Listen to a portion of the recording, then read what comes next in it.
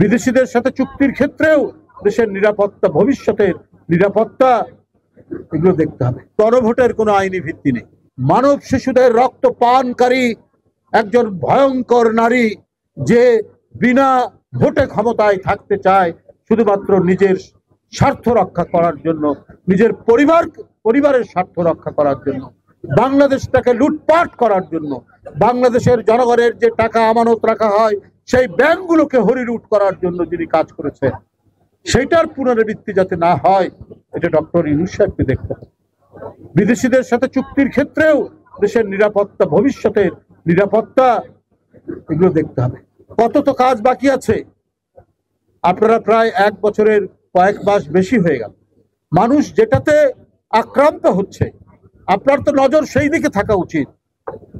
এই নভেম্বর মাসের 15 দিনেই 53 জন লোক মারা গেছে ডেঙ্গুতে, আর ডেঙ্গুর প্রকোপ বেশি ঢাকার পরেই বরিশাল বিভাগে। বরিশাল বিভাগের প্রতিটি জেলায় ডেঙ্গুর দ্বারা আক্রান্ত। আপনি এই ব্যাপারে কি দ্রুত পদক্ষেপ নিয়েছেন? ডেঙ্গু মোকাবেলার জন্য কত কিটস, কত ওষুধ? টানা তৃতীয়বার অর্জন করেছে দেশের সেরা সুপার ব্র্যান্ড স্বীকৃতি বসুন্ধরা টিস্যু। এবং কি ধরনের চিকিৎসা ব্যবস্থা আপনি উন্নত করেছেন এইটা মানুষ জানতে চায়। হাসিনার মতো কোনো চুক্তি করার জন্য তো মানুষ এখানে আপনাকে বসায়।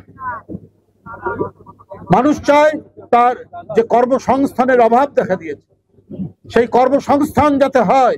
এই সরকার একটি অন্তর্বর্তীকালীন সরকার, অর্থাৎ একটি নিরপেক্ষ সরকার কিছুদিনের জন্য। তারা একটা অবাধ সুষ্ঠু নির্বাচন নিশ্চিত করতে চায়। কোন রাজনৈতিক দল এটাকে আরো জটিল করে দিলেন। পিআর পদ্ধতি, তারপরে গণভোট আগে পরে। এখন নির্বাচন বিশেষজ্ঞরা বলছেন যে গণভোটের কোনো আইনি ভিত্তি নেই।